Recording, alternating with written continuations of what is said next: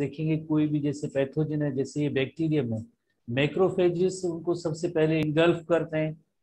Engulf करने के बाद इसको डाइजेस्ट करके इनके जो पार्ट्स होते हैं, छोटे छोटे पार्ट्स जो होते हैं, macrophage engulf the bacterium and displace parts on the surface.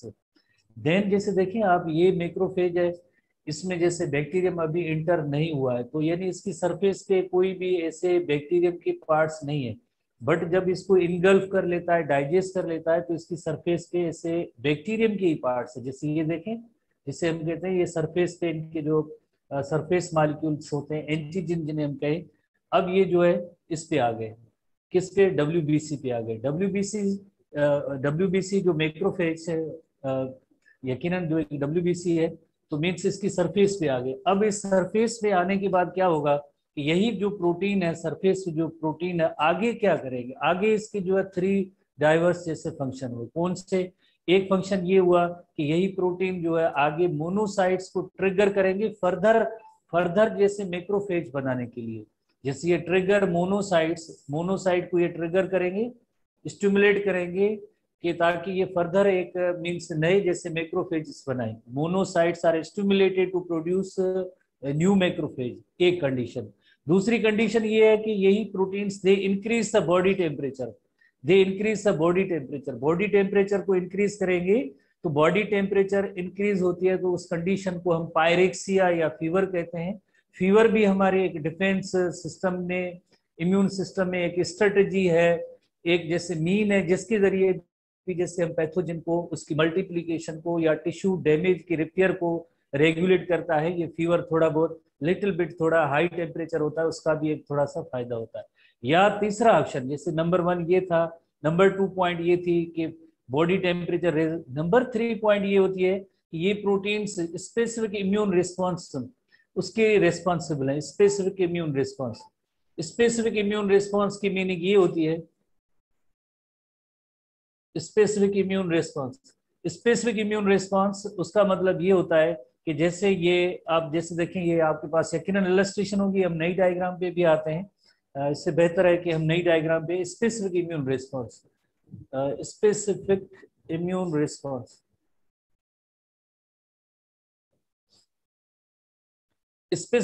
Response का मतलब ये होता है, जैसे फॉर एग्जांपल ये मैक्रोफेज था, बैक्टीरियम था, इसको इनगल्फ किया, इनगल्फ करने के बाद इसके ये जो प्रोटीन या पार्ट्स हैं, जो अब इसमें एमएचसी कॉम्प्लेक्स एक प्रोटीन है, इनके रिसेप्टर पे आ गए। जैसे रिसेप्टर पे आ गए तो हेल्पर टी सेल्स हैं, जो इन्होंने इसको आइडेंटिफाई किया, उसके रिसेप्टर्स के साथ बाइंडिंग हुई, तो ये हेल्पर टी सेल्स जो है एक्टिवेट हो गए, एक्टिवेटेड हेल्पर टी सेल।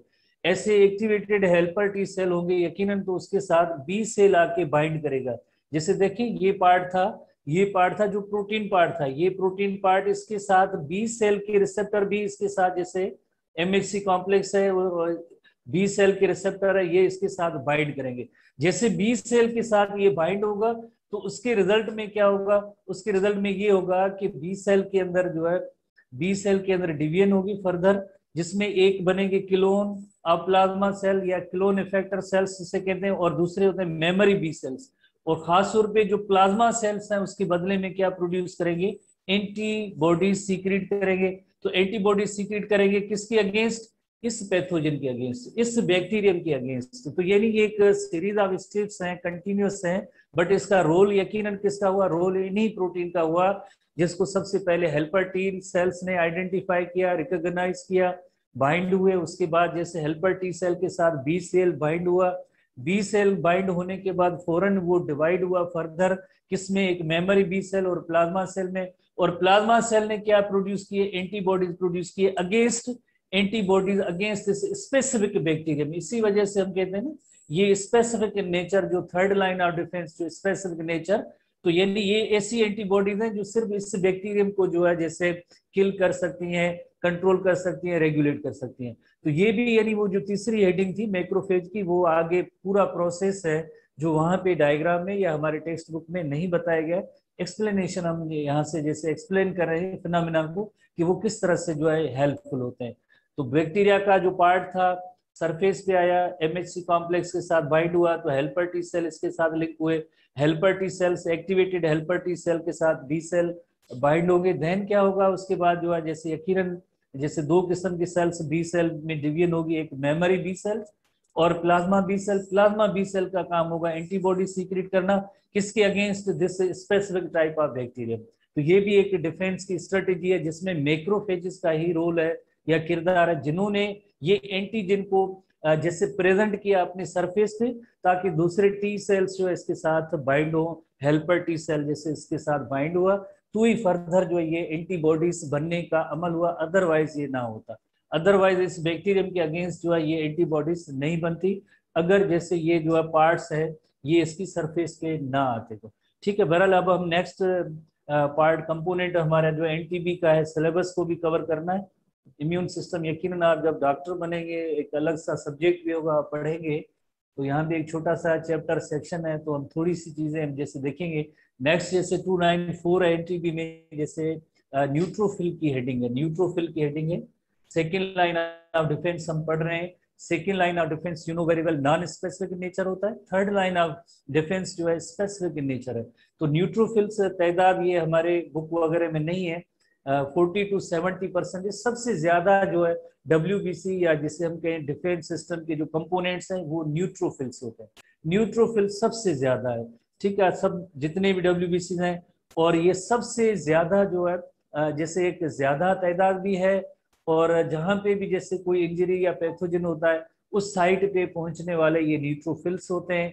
और ये वेरी शॉर्ट लिव्ड है। शॉर्ट लिव्ड की मीनिंग होती है कि जाहिर है कोई इन्फेक्शन होगा, पैथोजन होगा, तो उस जगह पे पहुंच जाते हैं, फैगोसाइटोसिस कराएंगे, एक बार ही होगी और उसके बाद इनकी जो है डेथ हो जाती है।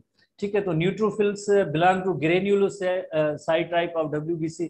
जैसे आपको पता है एसटीबी में ये हेडिंग मौजूद है, एक जो डब्ल्यूबीसीज होते हैं जो ग्रेन्यूलोसाइट्स होते हैं और दूसरे होते हैं अग्रेन्यूलोसाइट्स होते हैं।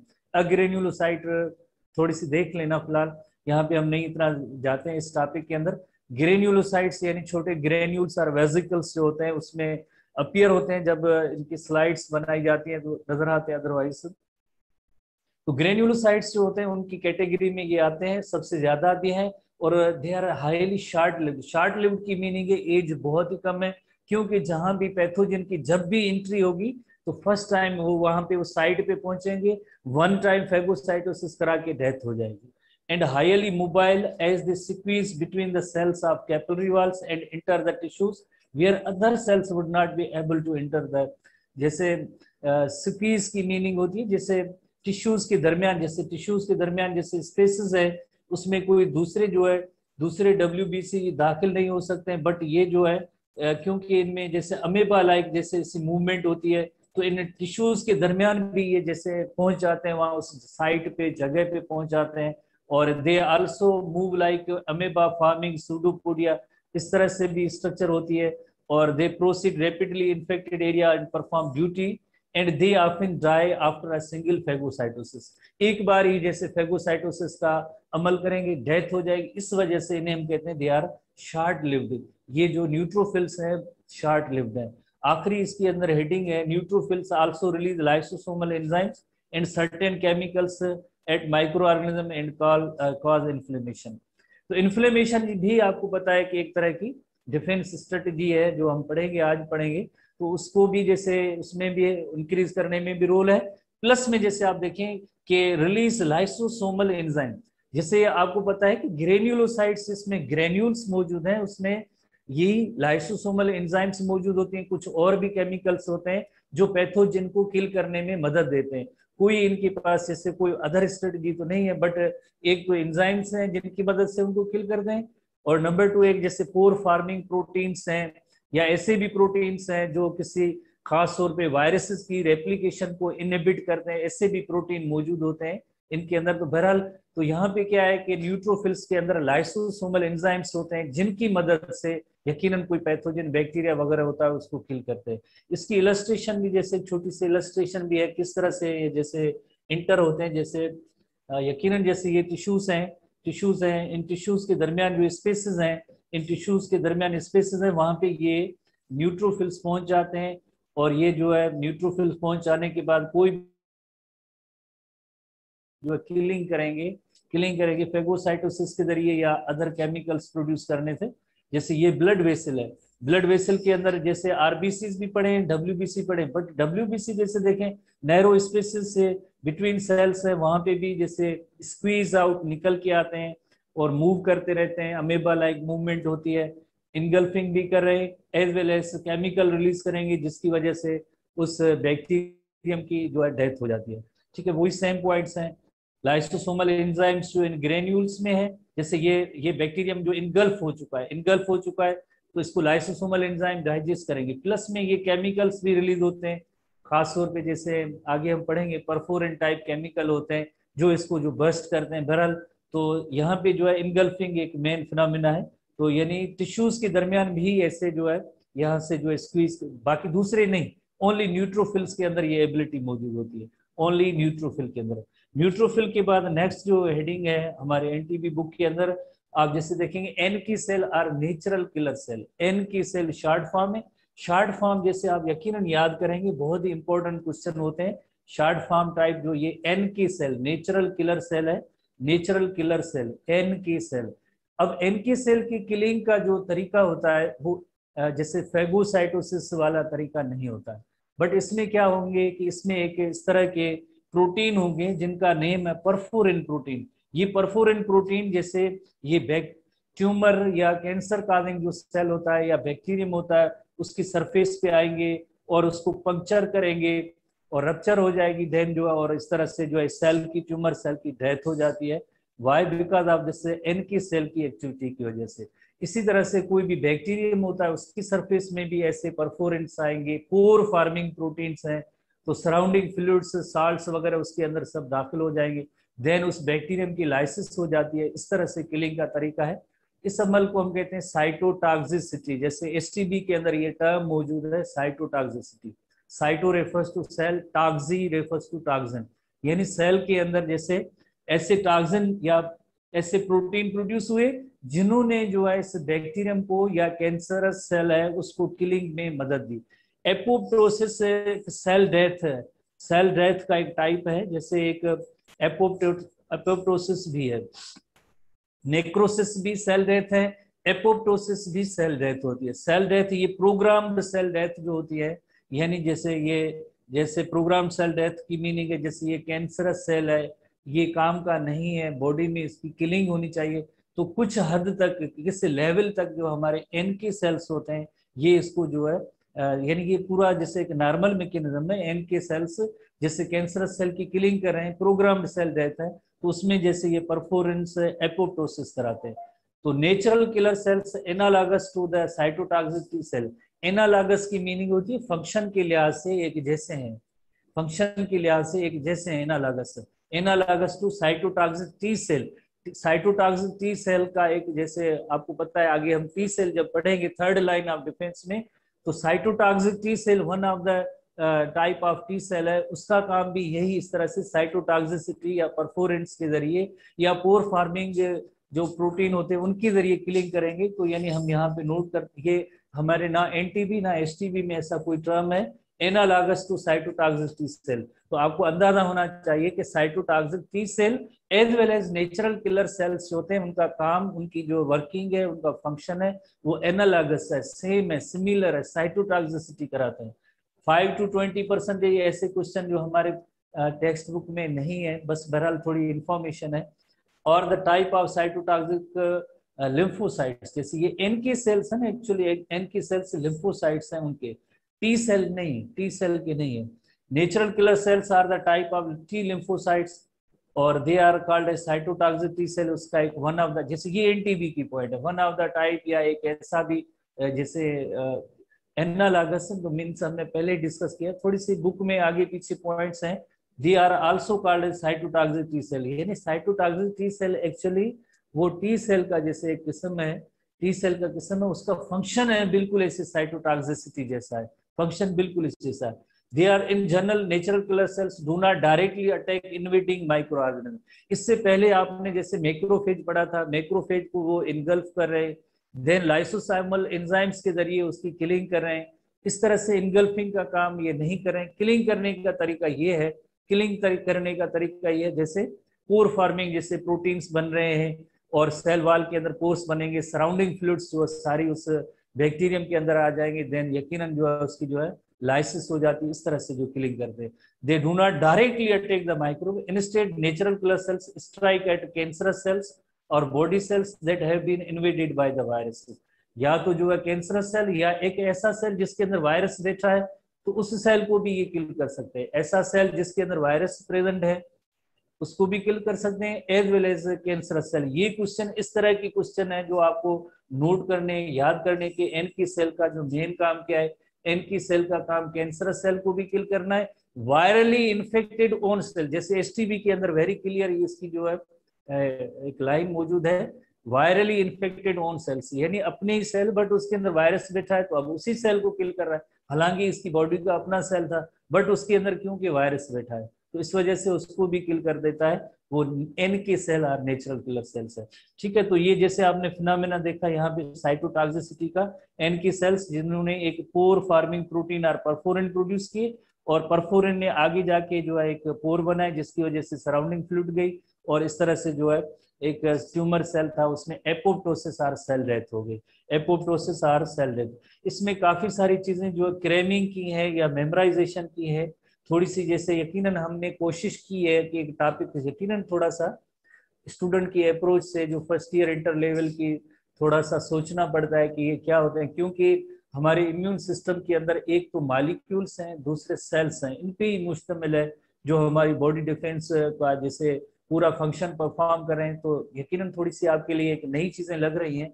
कोशिश की है कि ऐसी इलस्ट्रेशन, ऐसी डायग्राम्स आपको प्रोवाइड की गई है जिसके जरिए हर पैरा, हर हेडिंग, हर क्वेश्चन जो आप आसानी से समझ सके, क्योंकि विजुअलाइजेशन से जो आपकी मेमोरी थोड़ी सी स्ट्रांग रहेगी और देर तक ये चीजें याद रहेंगी। इस वजह से कोशिश की है ज्यादा आप थोड़ी एफर्ट करें।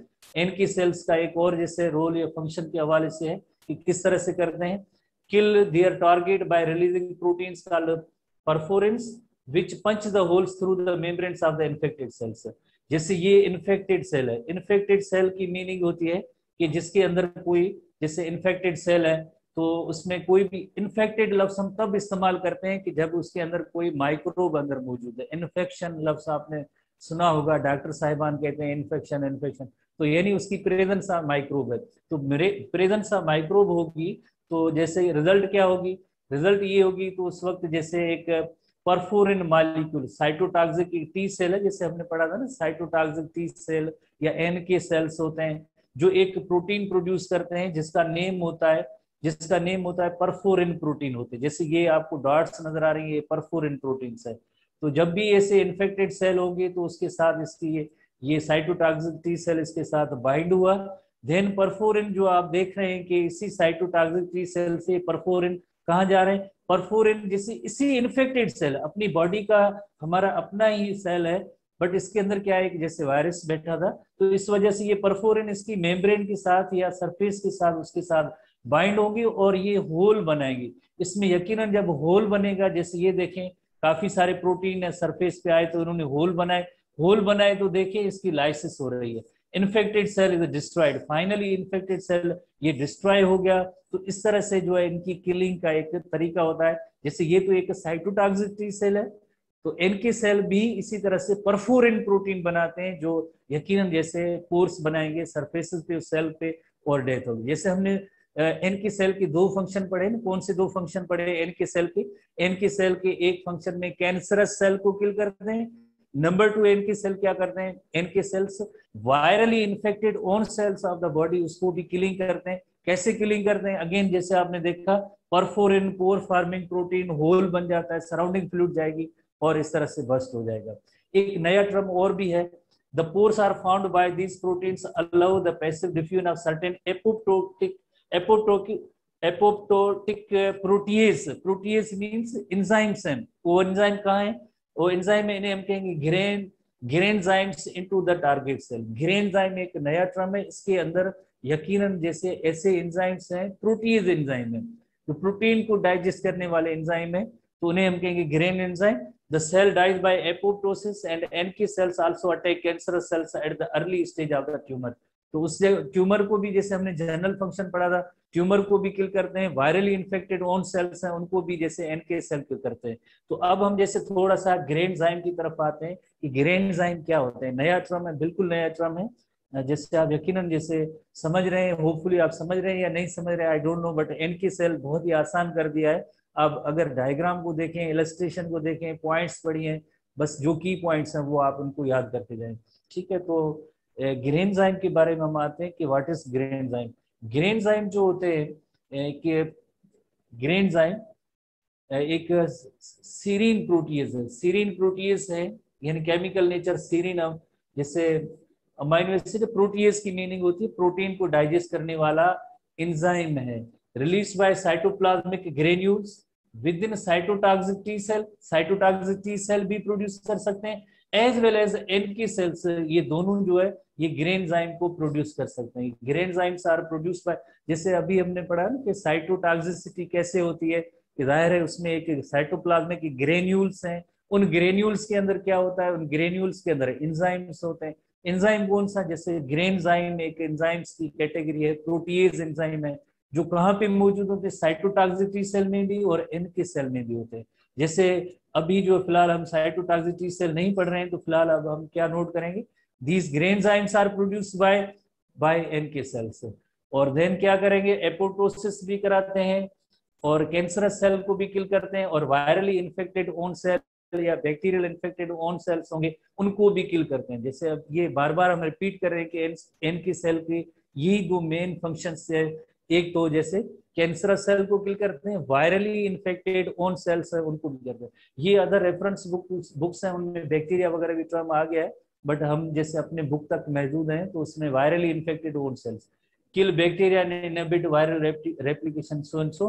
तो इस तरह से जैसे आप देख सकते हैं कि ये परफोरिन है, परफोरिन है, एन की सेल्स है, इन्होंने ये परफोरिन प्रोड्यूस किए। और परफोरिन जो है एपोप्टोसिस, इससे ट्यूमर सेल की एपोप्टोसिस और नेक्रोसिस या डेथ करा सकते हैं। तो इस तरह से जो है इन परफोरिन का एक बहुत ही बड़ा किरदार होता है। N K cells response to tumour cell, जब भी बॉडी के अंदर कोई ट्यूमर सेल होगा तो परफोरिन जो है पोर बनाएंगे और इसकी जो है लाइसिस कर देते हैं, और इसकी जो है लाइसिस कर देते हैं।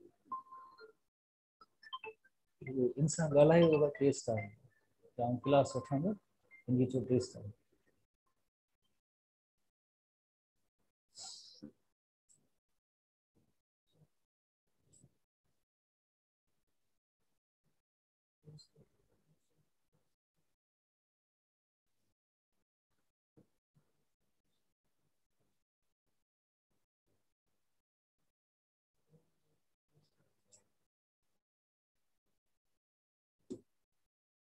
हाँ, नेक्स्ट जो हम क्लास है जो नॉन स्पेसिफिक डिफेंस मैकेनिज्म है। नॉन स्पेसिफिक डिफेंस जैसे हम पढ़ रहे हैं, फर्स्ट लाइन सेकंड लाइन दोनों नॉन स्पेसिफिक है। उसके अंदर हमने ये नोट किया कि जिसमें मैक्रोफेजेस भी है, एनके सेल्स भी है, और न्यूट्रोफिल के बारे में भी पढ़ा था। अब जो है जैसे कॉम्प्लीमेंट सिस्टम है, काफी सारे प्रोटीन्स हैं मिलके एक सिस्टम बनाते हैं जिसे कहते हैं प्रोटीन का ही है। और 30 टाइप्स ऑफ जैसे प्रोटीन है ये। फर्स्ट टाइम जैसे 80 में भी ये आई है, हेडिंग आई है 30 टाइप्स के जो प्रोटीन्स होते हैं, और इनएक्टिव फॉर्म में पड़े होते हैं, लिवर प्रोड्यूस करता है। जब भी कोई पैथोजन वगैरह आता है तो एक कोई जैसे प्रोटीन जैसे स्टिमुलेट हुआ तो उसके बाद दूसरा एक्टिव होगा, तीसरा एक्टिव होगा, इस तरह से काफी सारे प्रोटीन एक्टिव होते जाएंगे, और फाइनली जैसे यकीनन जो उस बैक्टीरियम तक या पैथोजन तक पहुंच जाएंगे उसकी सरफेस पे, और पोर बन जाएगा, और पोर के बाद जो है इसकी लाइसिस होगी। तो 30 टाइप्स के प्रोटीन्स हैं, ब्लड में सर्कुलेट करते रहते हैं, लिवर इनको प्रोड्यूस करता है, इनएक्टिव फॉर्म में होते हैं। एक्टिव कब होते हैं, जब एंट्री ऑफ पैथोजन या पार्टिकल जो भी फॉरेन पार्टिकल इंटर होता है उस वक्त एक्टिव होते हैं। ऐसे जिस तरह से हम कहें कि अगर शहरों के अंदर हमारी सिक्योरिटी के एजेंसीज वाले या लॉ इन्फोर्समेंट एजेंसीज वाले जैसे ऐसे आम तौर पे घूम रहे हैं, बट जैसे ही कोई ऐसी सिचुएशन देखते हैं, एक ने दूसरे को बताया, दूसरे ने तीसरे चौथे, उस एरिया के अंदर अगर 30 वो ऐसे जो पर्सनल हैं वो 30 आ जाएंगे, उसको फौरन जो ओवरकम कर लेते हैं। इसी तरह से जो है, ठीक है। तो same similarly once a complement protein is activated, it activates another protein which further activates another protein और so on। तो एक ने दूसरे को एक्टिवेट किया, तीसरे को, चौथे को, इस तरह से सारे जो प्रोटीन एक को जैसे कॉल करते हैं, एक ने दूसरे को कॉल किया, दूसरे ने तीसरे को, इस तरह से कॉल करते जाएंगे, सारे उस पॉइंट तक या उस पैथोजन तक वो पहुंच जाएंगे।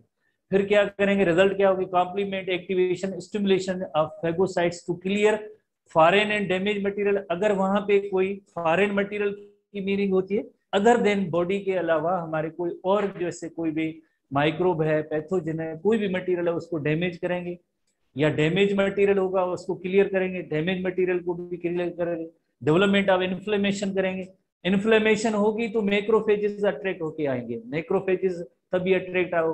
मैक्रोफेजेस आपको पता है कि अनदर एक और भी जिससे हमारे इम्यून सिस्टम का कंपोनेंट है, पार्ट है, तो मैक्रोफेजेस भी वहां पे अट्रैक्ट होके आएंगे जब इन्फ्लेमेशन वहां पे होगी। तो ये सारी चीजें किससे रिलेटेड है, इन सिस्टम ऑफ कॉम्प्लेक्स एक जो है प्रोटीन का कॉम्प्लेक्स है जिसे कहते हैं कॉम्प्लीमेंट प्रोटीन्स। कॉम्प्लीमेंट लफ्ज की मीनिंग जैसे कि इनहांस करना, इंक्रीज करना, तो ये हमारे इम्यून सिस्टम की एबिलिटी को और भी इंक्रीज करते हैं। हालांकि जैसे आपने पढ़ा इम्यून सिस्टम के अंदर तो सर्टेन डब्ल्यूबीसीज है, सर्टेन डब्ल्यूबीसीज प्लस प्रोटीन भी होते हैं, वो भी उनका एक सिस्टम होता है प्रोटीन्स का, वो भी इस इम्यून सिस्टम को थोड़ा सा इंक्रीज करता है, हेल्प देता है, ताकि कोई पैथोजन है, फॉरेन पार्टिकल्स है, या कोई ऐसे कंपोनेंट्स हैं जिनको क्लियर करना है उस जगह से काम की नहीं है, तो फिर उस जगह पे यकीनन जैसे कॉम्प्लीमेंट प्रोटीन आ जाएंगे। तो foreign and damage material, development of inflammation करेंगे तो रिजल्ट क्या होगी, अट्रैक्ट एडिशनल फेगोसाइट्स, वहां पे और भी फेगोसाइट्स आ जाएंगे।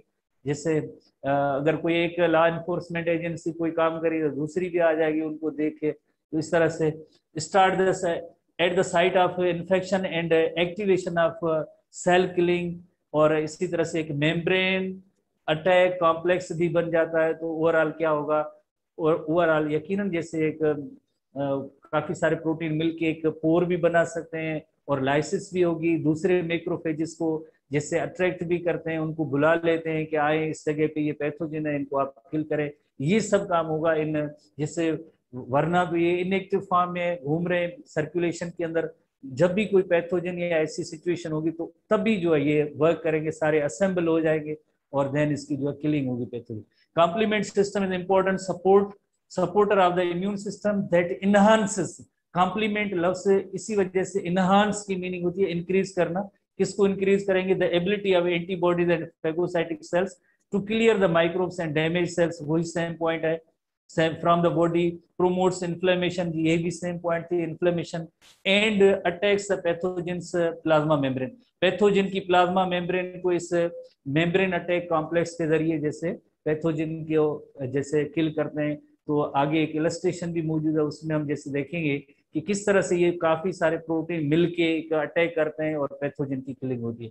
ये जो फंक्शन है जैसे यहाँ पे आखिर में भी मौजूद है, ये भी मौजूद है, तो इनको आप नोट करेंगे कि जैसे इन कॉम्प्लीमेंट सिस्टम के काम क्या है, किस तरह से हमारी बॉडी में हेल्प देते हैं, प्रोमोट करते हैं, इनहांस करते हैं इम्यूनिटी। हालांकि जैसे आपको पता है हमारा इम्यून सिस्टम या डिफेंस सिस्टम एक डब्ल्यूबीसी पे मुश्तमिल है, एक मॉलिक्यूल जिसे प्रोटीन मॉलिक्यूल्स हैं जिसे एंटीबॉडीज भी कहते हैं, प्लस में ये एक और भी प्रोटीन है जो क्या कर रहे हैं, ये एक सपोर्ट दे रहे हैं हमारे इम्यून सिस्टम को, ताकि पैथोजन है, फॉरेन पार्टिकल है, उनको क्लियर भी करें और इन्फ्लेमेशन को ऐड करें, फेगोसाइट्स को बुलाएं ताकि मजीद जो है किलिंग हो सके उनकी। तो जैसे देखें ये एक जस्ट फॉर एग्जांपल पैथोजन की जो मेम्ब्रेन है, लिपिड बाइलेयर है, तो ये जैसे प्रोटीन्स हैं, पहले ये प्रोटीन 30 टाइप के प्रोटीन सर्कुलेट हो रहे हैं इनएक्टिव फॉर्म में ब्लड सर्कुलेशन में। जब भी पैथोजन एंटर हुआ तो एक ने दूसरे को बुलाया, दूसरे ने तीसरे को, चौथे को, इस तरह से देखें असेंबल होते जा रहे हैं और फाइनली जैसे ये सब इन्होंने सब ने मिलके एक पोर बना लिया तो आपको पता है कि अब इसकी जो लाइसिस हो जाएगी, वरना जैसे ये सारे अलग हो गए। अभी जो मेम्ब्रेन अटैक कॉम्प्लेक्स जिसका हम जिक्र कर रहे थे, मेम्ब्रेन अटैक कॉम्प्लेक्स, उसके अंदर ये ऐसे 5 टाइप के जैसे प्रोटीन होते हैं, वो आखिर में ऐड होते हैं, वो भी एक अटैक में जैसे मदद देते हैं। यहाँ पे होंगे, अब नेक्स्ट आते हैं। तो जब भी जैसे कॉम्प्लीमेंट प्रोटीन्स आए तो आप देखें ये पैथोजन है, उसकी मेम्ब्रेन है, उसके अंदर ऐसा पोर बनेगा और जैसे उसकी पोर बनने के बाद जाहिर है उसकी फ्लूइड्स निकल जाएंगी, बस्ट होगा, और इस तरह से ये डिफेंस स्ट्रेटेजी में इनका रोल होता है। कॉम्प्लीमेंट प्रोटीन पोर बनाएंगे और इस तरह से जो इनकी किलिंग होगी। जो मेम्ब्रेन अटैक कॉम्प्लेक्स होता है, मेम्ब्रेन अटैक कॉम्प्लेक्स है, मेम्ब्रेन अटैक कॉम्प्लेक्स के अंदर फिर इसमें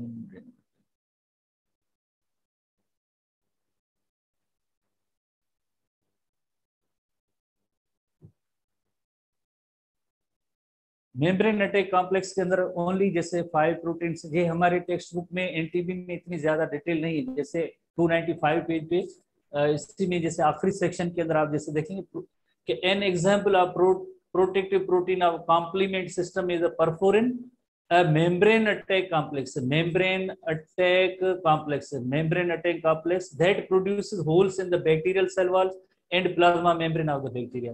जैसे फ्यू इसमें जैसे प्रोटीन्स होते हैं, बाकी जैसे आपने देखा टोटल 30 टाइप के प्रोटीन है, उसमें तकरीबन 5 प्रोटीन ऐसे होते हैं, 5 at least protein in the complement cascade self associate to form membrane attack complex.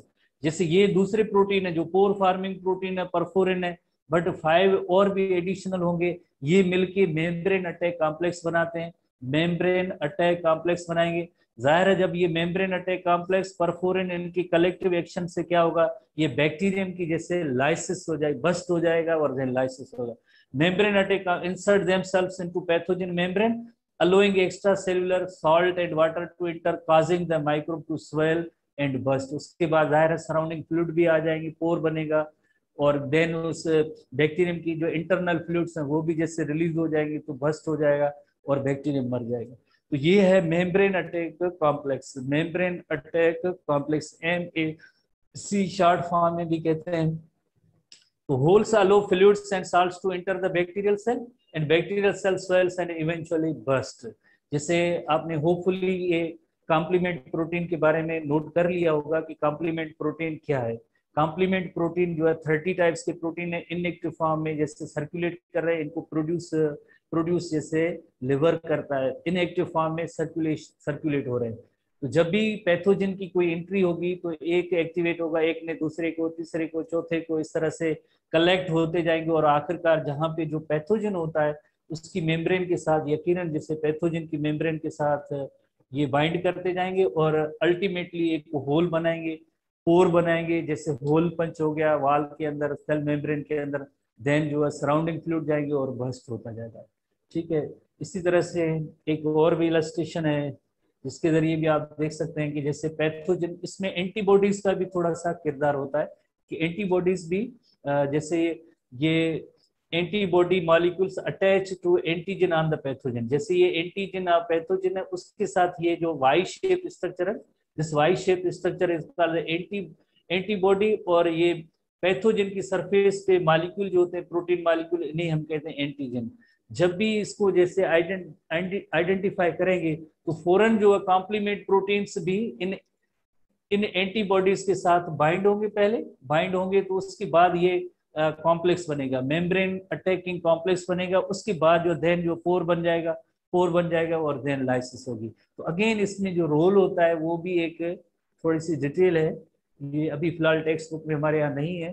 तो इसमें भी एंटीबॉडीज का किरदार होता है, एंटीबॉडीज जो है एंटीजन के साथ बाइंड करेंगी, देन उसके ऊपर जो है ये मेम्ब्रेन अटैकिंग कॉम्प्लेक्स बनेगा, देन उसकी जो लाइसिस होगी। तो फिलहाल आप भले इसको ना याद करें बट ये आप जहन में रखें कि एंटीबॉडीज किस तरह से हमें हेल्प दे रही है डिफेंस स्ट्रेटेजी में या हमारे प्रोटेक्शन की खातिर। इसी तरह से आप देखें अगेन एक और इलस्ट्रेशन आपके पास इसमें मौजूद है, कॉम्प्लीमेंट प्रोटीन आते हैं बैक्टीरियम और इसमें पोर बनाएंगे, फ्लूइड आएगी और लाइसिस होगी, बस्ट होगी और बैक्टीरियम की किलिंग होगी। अब हम नेक्स्ट सेक्शन में जाते हैं। नेक्स्ट सेक्शन है इंटरफेरोन। इंटरफेरोन भी एक प्रोटीन के मॉलिक्यूल हैं, जैसे हमारे एसटीबी के अंदर जैसे आप पढ़ेंगे नोट करेंगे वहां पे इंटरफेरोन, जैसे कोई भी एक सेल होता है उसके अंदर जब वायरसेस का अटैक होता है तो उस रेस्पॉन्स में एक ऐसे प्रोटीन बनेंगे जो नेबरिंग सेल है, जो अनइन्फेक्टेड सेल है, जो फिलहाल अभी हेल्दी है, उसमें जाएंगे और उसको सिग्नल ये देंगे मेडिसिन क्यों टेबलेट पे neurons belong to the large class of protein known as cytokines molecules used to communication between two cells during infection. जैसे एक सेल के अंदर जैसे इन्फेक्शन हुआ है, कोई वायरस आया, वायरस की एंट्री हुई है, वायरस की एंट्री हुई है, तो इसके बदले में जैसे एक ऐसे प्रोटीन बने हैं, ये प्रोटीन जो अनइन्फेक्टेड सेल है, अनइन्फेक्टेड सेल है जिसमें अभी कोई भी पैथोजन की एंट्री नहीं हुई है, उसमें जाएंगे और उसमें जाके यकीनन क्या होगा, ये वायरस जब इस सेल में दाखिल हुआ है तो इसकी तो किलिंग हो जाएगी, न्यू वायरसेस बनेंगे, न्यू वायरसेस बनेंगे, ये सेल की किलिंग होगी, न्यू वायरस बन जाएंगे। जब ये न्यू वायरस इस सेल में आएगा तो ऐसे प्रोटीन मौजूद हैं, इस वायरस की जो रेप्लिकेशन होगी इस सेल में नहीं होगी। जाहिर है जब इस सेल में रेप्लिकेशन ऑफ वायरस नहीं होगी तो हम ये कहेंगे कि अब जो है वायरसेस को हमने जैसे कंट्रोल कर दिया। एक वायरस आया जैसे हमारे सेल पे, ये यानी यकीनन इसमें जो इन्फेक्शन कराया, तो बदले में जैसे इंटरफेरोन्स प्रोड्यूस हुए, इंटरफेरोन प्रोड्यूस हुए तो वो कहाँ गए, करीब वाले नेबरिंग जो हेल्दी सेल में गए। वहां पे क्या हुआ, वहां पे ये हुआ कि जब ये वायरस जब इस सेल में दाखिल होंगे तो इसकी फर्दर रेप्लिकेशन या मल्टीप्लीकेशन होगी, उसको स्टॉप कर देंगे। इस तरह से ये डिफेंस स्ट्रेटेजी में इनका इंपॉर्टेंट रोल है। कम्युनिकेशन का काम किया, जैसे इस सेल ने इस सेल को कम्युनिकेट किया कि ऐसे वायरसेस आएंगी तो आप जो है अलर्ट हो जाएं, आप वेरी अलर्ट हो, तैयार रहें, ताकि इसमें जो है फर्दर जो मल्टीप्लीकेशन या रेप्लिकेशन ऑफ वायरसेस ना हो सके। They are released by the host cell in response to the presence of several pathogen, especially viruses. Host cell कौन सा, जैसे ये हमारा होस्ट सेल है जिसपे वायरसेस ने अटैक किया था, उसके रेस्पॉन्स में क्या प्रोड्यूस हुआ, उसके रेस्पॉन्स में इंटरफेरोन्स प्रोड्यूस हुए। Interferons are named for their ability to interfere with the viral replication. Viral replication कहाँ पे होगी, जो नेक्स्ट जो दूसरा अनइन्फेक्टेड सेल है उसके अंदर जो वायरल रेप्लिकेशन होगी उसमें इंटरफेयर करेंगे, इसमें इस सेल के अंदर जो वायरस को मल्टीप्लाई नहीं होने देंगे, इस सेल के अंदर वायरसेस को मल्टीप्लाई नहीं होने देंगे। In this way interferon limit cell to cell spread of the virus. इसी तरह से अगर ये इंटरफेरोन ना होते तो यकीनन इस सेल को ये किल करता, यही वायरस दूसरे सेल में, तीसरे सेल में, चौथे सेल में सबको किलिंग करता जाता। बट अब ये कैसे कंट्रोल हो गए, कैसे कंट्रोल हो गए, by the help of interferon. अब नेबरिंग जितने भी अनइन्फेक्टेड सेल्स से उनमें फर्दर रेप्लिकेशन ऑफ वायरसेस नहीं होती है। इंटरफेरोन का भी शॉर्ट फॉर्म है IFN, जैसे शॉर्ट फॉर्म याद करना जरूरी होते हैं। IFN also activate immune cells such as natural killer cells and macrophages in turn destroy virally infected cells। तो आपको पता है कि NK सेल्स को अगर एक्टिवेट करेंगे, जैसे कभी कभार जैसे किसी जो है जैसे सिक्योरिटी सिस्टम के हवाले से कोई जैसे इंफॉर्मेशन आती है, फोन आता है, मैसेज आता है, तो जाहिर है दूसरे कंपोनेंट और जो सेगमेंट है सिक्योरिटी के, उनके लिए भी जैसे हेल्प के लिए पहुंच जाते हैं।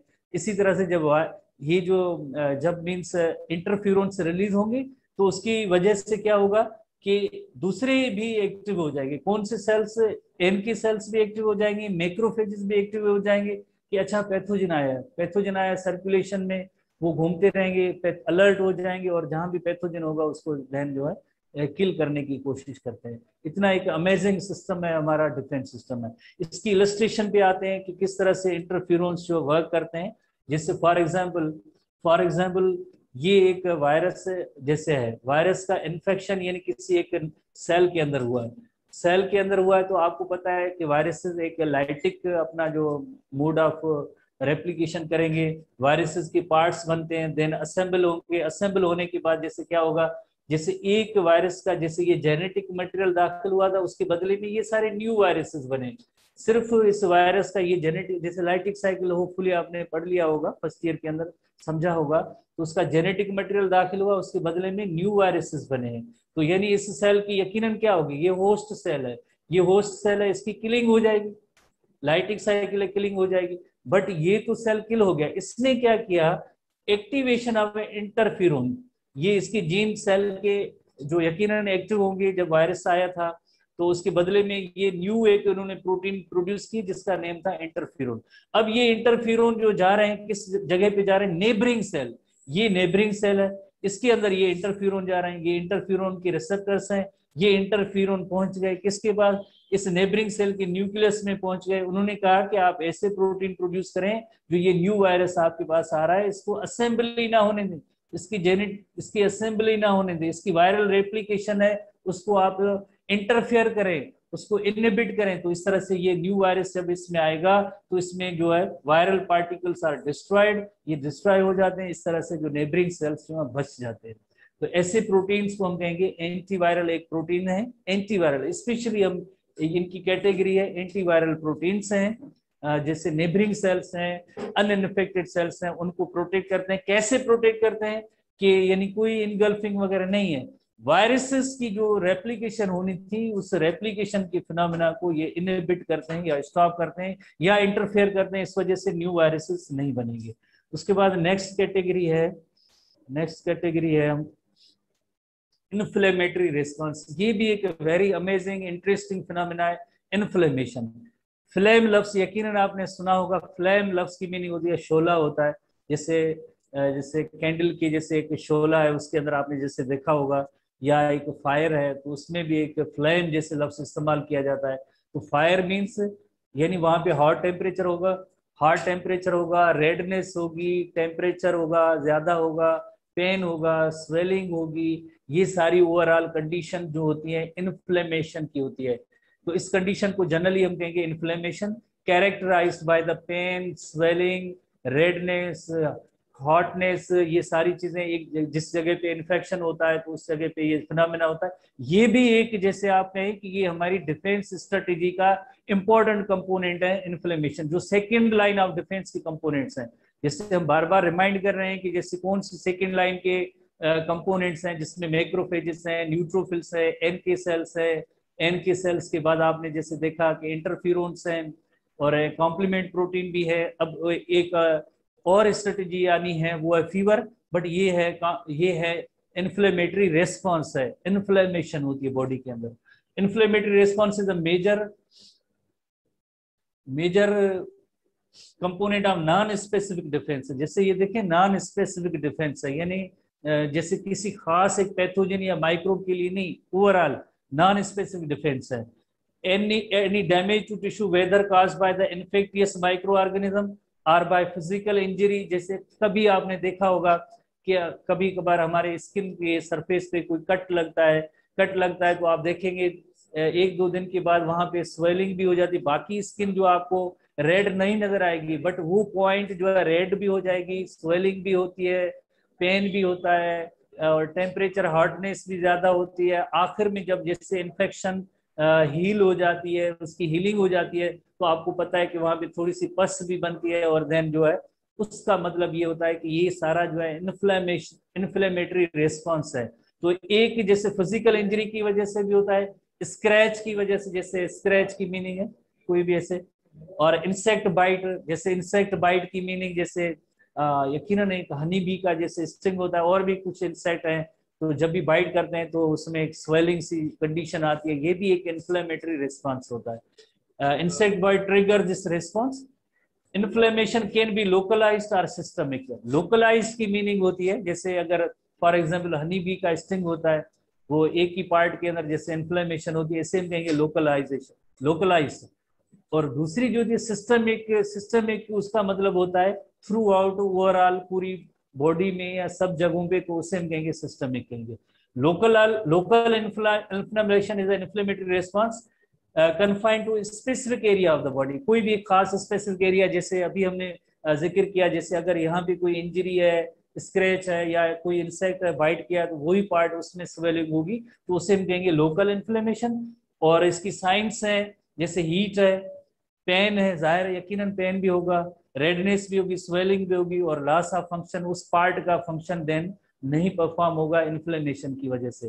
तो ये इसकी कैरेक्टरिस्टिक सिम्टम्स हैं। किसकी सिम्टम्स हैं? इन्फ्लेमेटरी रेस्पॉन्स, या सिंपली हम कहेंगे इन्फ्लेमेशन की। तो ये आम सी चीजें जो हम ऑब्जर्व करते रहते हैं, हमें पता होता है कि ये सारी जो है इन्फ्लेमेटरी मैकेनिज्म है, इन्फ्लेमेशन है। ठीक है, तो जस्ट दो ही टर्म। अब इसकी एक सीक्वेंस है, सीरीज है, जो आपको याद करना बहुत जरूरी है कि जब भी कोई जैसे इंसेक्ट बाइट है, पैथोजन है, या फिजिकल कोई इंजरी होती है, तो उसके बाद सीरीज ऑफ इवेंट्स होते हैं, जैसे कैस्केड ऑफ केमिकल रिएक्शन कहते हैं। जैसे इन्फेक्शन हुआ, पैथोजन की एंट्री हुई, या कोई इंजरी होती है, तो जैसे सबसे पहले उस जगह पे क्या होगा, देन क्या होगा, देन क्या होगा, यानी सीरीज ऑफ इवेंट्स हैं, चेन ऑफ इवेंट्स हैं, कंटिन्यूअस इवेंट हैं, सीक्वेंस ऑफ इवेंट्स हैं। तो जैसे एक मास्ट सेल्स है, डब्ल्यूबीसी का टाइप है mast cells they release histamine. जैसे हिस्टामिन एक केमिकल रिलीज होगा, प्रोटीन केमिकल जैसे एक रिलीज होगा, तो ब्लड वेसल्स जो है लीकियर होती हैं। जैसे आपको पता है कि हमारा ब्लड जो है, ब्लड सर्कुलेटरी सिस्टम है जिसके अंदर ब्लड फ्लो करता है, वो सिर्फ ब्लड वेसल एंड हार्ट के दरमियान है। बट जब हिस्टामिन रिलीज होगा तो ब्लड कैपिलरीज लीकियर हो जाएंगी। जैसे आप एग्जांपल ले लें कि जैसे जब भी कोई एक इंसेक्ट स्टिंग जैसे लगाता है, तो आपको पता है कि वहां उस जगह पे वो रेडनेस हो जाती है या ऐसी रेड रेड डॉट्स होते हैं, तो यानी ब्लड वेसल्स ये लीकियर हुई हैं। लीकियर होने की वजह से क्या होगा कि वहां पे उस जगह पे इंटरस्टिशियल फ्लूइड भी आ जाएगी। इंटरस्टिशियल फ्लूइड आ गई, फेगोसाइट्स वहां पे अट्रैक्ट होके आएंगे, मैक्रोफेजेस वहां पे अट्रैक्ट होके आएंगे, और देन वहां पे कोई पैथोजन होगा, वहां पे कॉम्बैट होगी, और फाइनली जैसे उस पैथोजन को हमारी बॉडी जैसे ओवरकम कर लेती है, तो फाइनली पस बन जाती है। इस तरह की रेस्पॉन्स को हम कहते हैं इन्फ्लेमेटरी रेस्पॉन्स है, जो सीरीज और चेन ऑफ इवेंट्स की सूरत में होता है। जो हम पढ़ेंगे, हमारे पास इसी इलस्ट्रेशन आगे मौजूद है, देखेंगे वन बाय वन।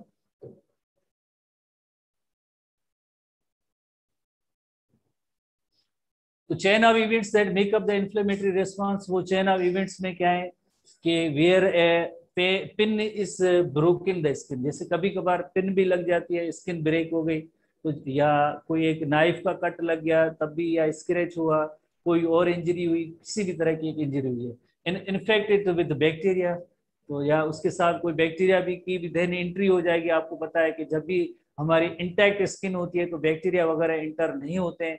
जब उसके अंदर कोई फिजिकल इंजरी होती है तो देन उन पैथोजन की एंट्री के लिए एक पॉइंट मिल जाती है। तो first thing that happen when tissue is injured, that damage cells release chemical alarm signals histamine. तो जहां पे डैमेज होगा तो वहां पे जैसे एलआरएम होता है, जैसे कोई भी खतरे की बात होती है, कहते एलआरएम बच गया है, तो सारे अलर्ट हो जाएंगे। तो एलआरएम क्या होगा, एक केमिकल की रिलीज होगी, उस केमिकल का नेम क्या है, हिस्टामिन। कौन रिलीज कराएगा, मास्ट सेल्स है, MAST मास्ट सेल्स। ये क्या है, ये WBC का एक टाइप है, व्हाइट ब्लड कॉर्पसल का टाइप है मास्ट सेल। ये जो रिलीज करेंगे क्या करेंगे, हिस्टामिन। और this chemical sparks the mobilisation of various defence mechanism. क्या करेगा, जैसे induce neighbouring blood vessels to dilate and blood vessels start leakier. जैसे डायलेट, ब्लड वेसल्स डायलेट के लिए लफ्ज आपको पता है कि वेसो डायलेशन लफ्ज इस्तेमाल होता है। Vaso refers to blood vessels, blood vessels का डायलेट होना, that is called vasodilation, उसे हम कहेंगे वेसो डायलेशन कहेंगे। तो उस कंडीशन में हिस्टामिन रिलीज होने से उस जगह पे फौरन क्या होगा, ब्लड वेसल्स डायलेट होंगी और ब्लड कैपिलरीज वेसल्स जो लीकियर होंगी। Otherwise blood only and only circulates in the blood vessel. Leakier होने की वजह से रेडनेस जो फीचर है इन्फ्लेमेशन के अंदर, वो इस कैरेक्टरिस्टिक फीचर की वजह। Blood supply to the damage area is increased and blood plasma passes out the leaky vessels and into the interstitial fluid and affected tissue. इस वजह से जैसे इन्फ्लेमेशन हो गई उस एरिया के अंदर, उन टिश्यूज के अंदर, क्योंकि ब्लड वेसल्स लीकियर हो गई, प्लाज्मा भी आ गई बाहर, तो जाहिर है अब इन्फ्लेमेशन और स्वेलिंग हो गई, स्वेलिंग हो गई। तो function of inflammation is to eliminate the initial cause of cell injury. ये बहुत इंपॉर्टेंट पैरा है जिसको आप नोट करेंगे, याद करेंगे, क्रेमिंग करेंगे। पहला पहला काम है कि यानी एलिमिनेट की मीनिंग है उसको निकालना, रिमूव करना। Initial cause of cell injury, clear out necrotic cell. Necrotic means जो मर गए हैं, जिनकी डेथ हो चुकी है, ऐसे cells necrotic cells. And tissue damage tissue है उनको भी क्लियर करना, क्योंकि वहां भी यकीन फेगोसाइट्स भी आएंगे ना, मैक्रोफेजेस भी आएंगे, तो यही करेंगे ना, पैथोजन होगा उनको भी किल करेंगे, और इसी तरह से डैमेज सेल्स हैं या उनको भी क्लियर कर देंगे। फ्रॉम द ओरिजिनल इंसल्ट, जैसे हमारे टेक्स्ट बुक में लिखा हुआ इंसल्ट, ओरिजिनल इंसल्ट। इंसल्ट की मीनिंग ये, जैसे जैसे हम आमतौर पे यूज करते हैं बिहेवियर में कि फिलहाल की इंसल्ट है ये वो, उसकी ये नहीं, इंसल्ट नहीं, ये क्योंकि हमारी बॉडी नॉर्मल थी बट उसके अंदर जैसे कोई जैसे इंजरी हुई है, तो ये उसके लिए लफ्ज इंसल्ट लफ्ज इस्तेमाल किया गया। टू अटैक फिजिकली, जैसे फिजिकली इंजरी हुई है या पैथोजन की एंट्री हुई है, ये इसके लिए जैसे इंसल्ट है लफ्ज। And while the inflammatory process and initiate the tissue repair. और इसी इन्फ्लेमेशन की वजह से टिश्यू रिपेयर भी होगी आगे, क्योंकि वहां पे यकीनन जैसे फेगोसाइट्स में मैक्रोफेजेस भी आ जाएंगे और ये सारी चीजें किलिंग करेंगे, क्लियर करेंगे, तो आहिस्ता आहिस्ता टिश्यू रिपेयर भी हो जाएगी उस जगह पे। तो inflammatory response also helps to prevent the spread of infection to the surrounding tissue, क्योंकि जिस जगह पे मींस इंजरी हुई है या पैथोजन आए हैं तो ब्लड वेसल्स लीकियर हो गई और कीमो अट्रैक्शन हुई है। कीमो अट्रैक्शन की मीनिंग है वहां पे मैक्रोफेजेस भी आ जाएंगे, अदरवाइज जैसे वो तो सर्कुलेट कर रहे थे, मैक्रोफेजेस हैं या फेगोसाइट्स हैं वो भी आ जाएंगे। कीमो अट्रैक्शन है ये, हिस्टामिन रिलीज हुए, ब्लड वेसल्स लीकियर हुई, प्लाज्मा का पोर्शन बाहर आया, स्वेलिंग हुई, तो ये एक कीमो अट्रैक्शन है। तो उस जगह पे मैक्रोफेजेस एंड जैसे फेगोसाइट्स भी आ जाएंगे यकीनन, तो वहां पे जो भी माइक्रोब्स होंगे उनको किल करेंगे। तो नेबरिंग जो सेल्स हैं या जो दूसरे एरिया में जो अगर वो बैक्टीरिया अगर स्प्रेड होते तो नहीं हो पाएंगे, क्योंकि वहां पे उस जगह पे मैक्रोफेजेस और ये फेगोसाइट्स पहुंच जाते हैं, तो इस इन्फेक्शन को स्प्रेड होने से भी बचा लेती है। तो ये सारी पॉइंट्स वेरी इंपॉर्टेंट है जो आपके पास भी मौजूद है, एंटी भी मौजूद है, इनको याद करेंगे। अब इनकी सीरीज आर सीक्वेंस है कि किस तरह से ये फिनोमेना होता है। जैसे सबसे पहले जैसे मास्ट सेल है, जैसे आपको पता है कि मास्ट सेल जो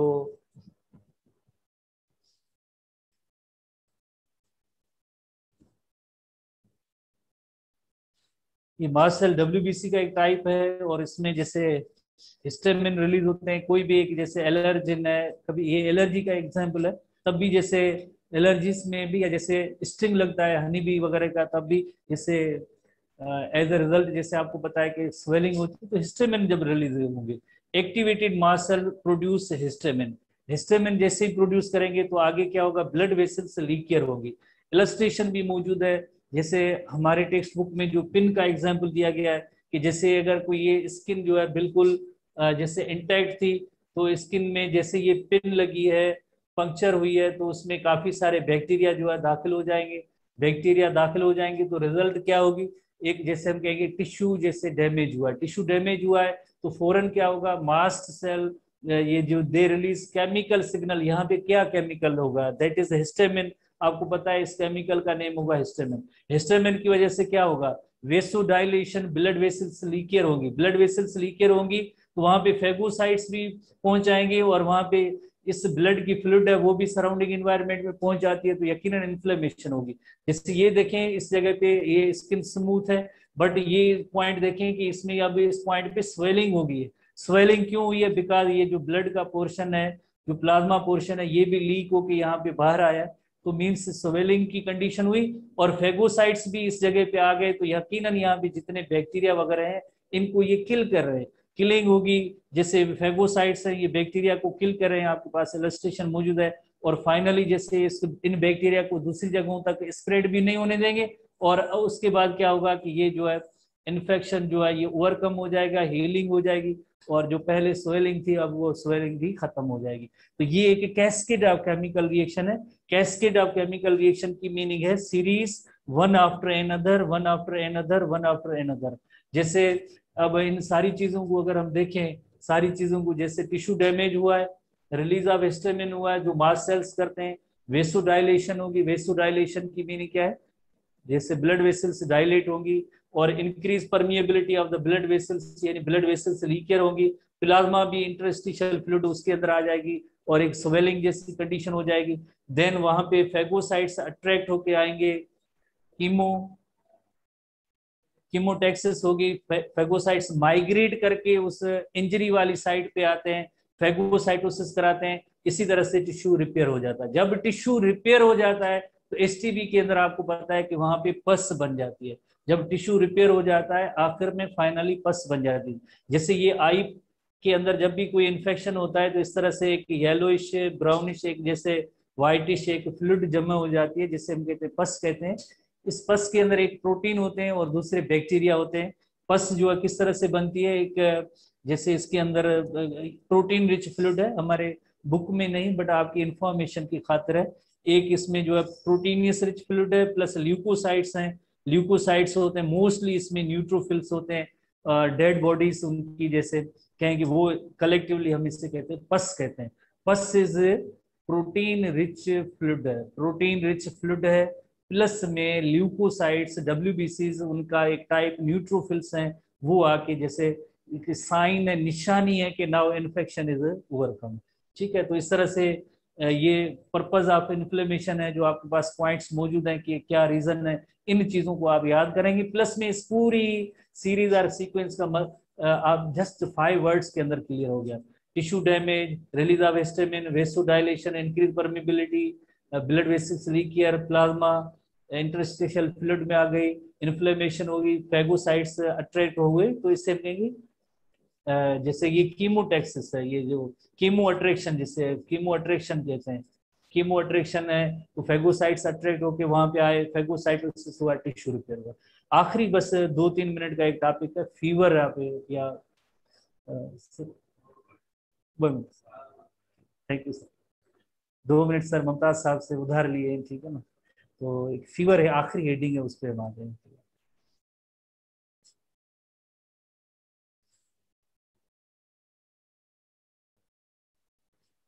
इम्यून सिस्टम में सेकेंड लाइन ऑफ डिफेंस में फीवर यानी बुखार का आना, ये भी एक नेचुरल डिफेंस सिस्टम का पार्ट है। हाई फीवर तो हमारी बॉडी को डैमेज करता है, पर्सन की डेथ भी हो सकती है, मेटाबॉलिक एक्टिविटीज है उसमें इंटरफेरेंस हो जाएगी। बट एक मॉडरेट फीवर, जब भी इन्फेक्शन होता है, वायरल अटैक होता है, बैक्टीरियल अटैक होता है, तो हम ऑब्जर्व करते हैं तो हल्का एक बुखार जो होता है, हल्का बुखार, ये भी हमारी एक डिफेंस स्ट्रेटेजी है, जिसमें क्या होगा, जैसे वायरल या बैक्टीरियल या पैथोजन की मल्टीप्लीकेशन स्टॉप हो जाती है फर्दर। और नंबर 2, जैसे इसमें टिश्यू रिपेयर के लिए भी टाइम मिल जाता है, टिश्यू रिपेयर भी होता है। तो इस तरह से जो है ये फीवर या बुखार, बुखार या फीवर, जैसे फीवर इंग्लिश का लफ्ज है, और बायोलॉजिकल टर्म्स में या उसको मेडिकल टर्मिनोलॉजी में पायरेक्सिया कहते हैं। पायरेक्सिया, पायरेक्सिया क्यों कहते हैं, वाई, बिकॉज ऑफ एक सब्सटेंस है जिसका नेम है पायरोजिन।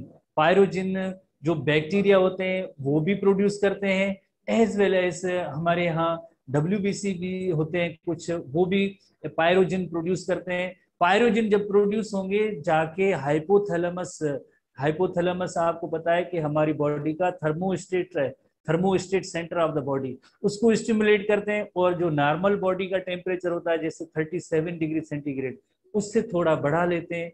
इस कंडीशन को हम कहते हैं फीवर आर पायरेक्सिया कहते हैं, फीवर आर पायरेक्सिया कहते हैं।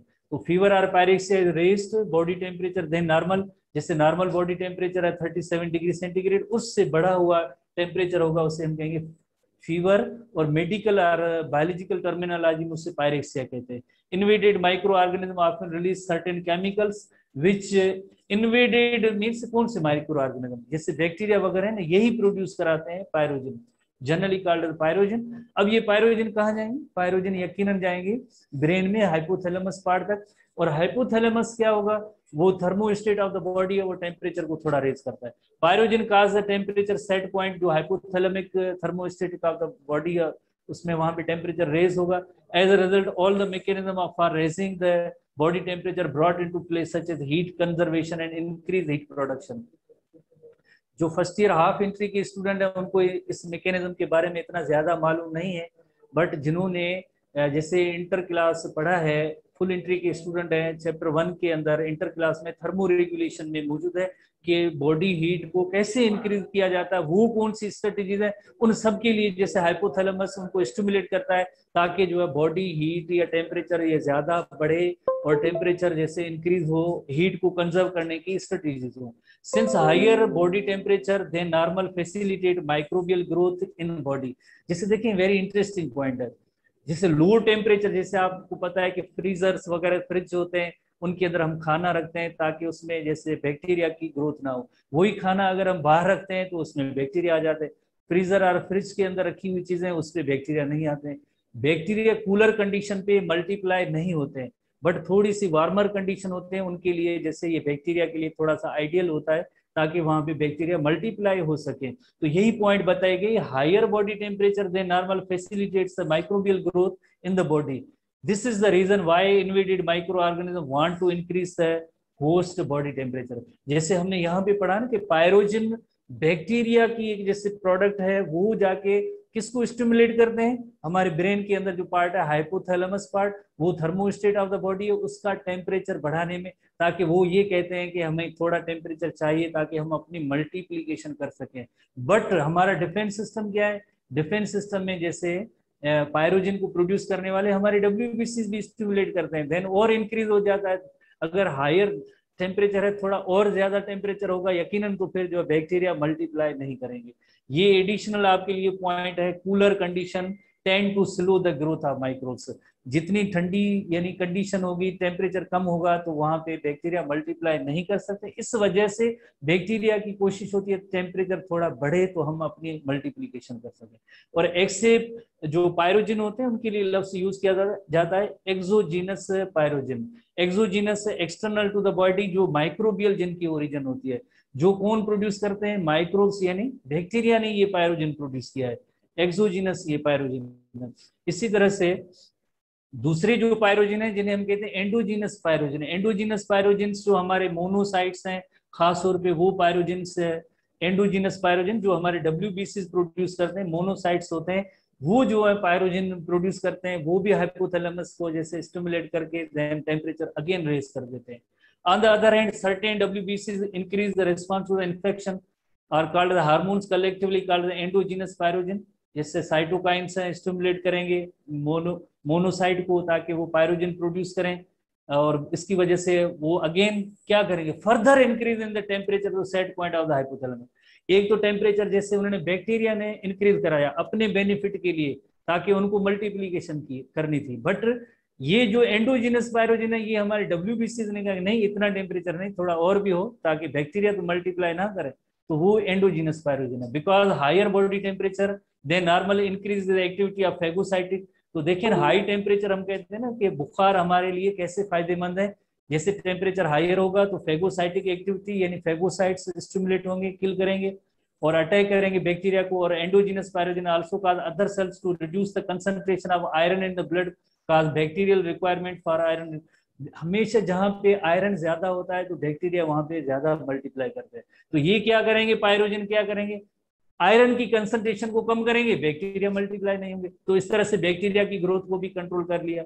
इसी तरह से जो है एक टेम्परेचर 38 और 39 सेंटीग्रेड डिग्री सेंटीग्रेड होगा तो ये काम होगा। Also reduce iron in the blood combine to slow down the rate of reproduction. इस तरह से बैक्टीरिया की मल्टीप्लिकेशन कम होती है। फीवर हमारे लिए फायदेमंद है, हल्का बहुत, हाई टेम्परेचर नुकसानदायक है। ठीक है, इस तरह से सी यू बाय टुमारो। अब जो है फिजिक्स की क्लास होगी, इवनिंग में आपकी जो टेस्ट भी है। टाइम सर ममताज साहब को कहते हैं कि आपको कोई सुटेबल टाइम ग्रुप में शेयर कर देगा। Thank you.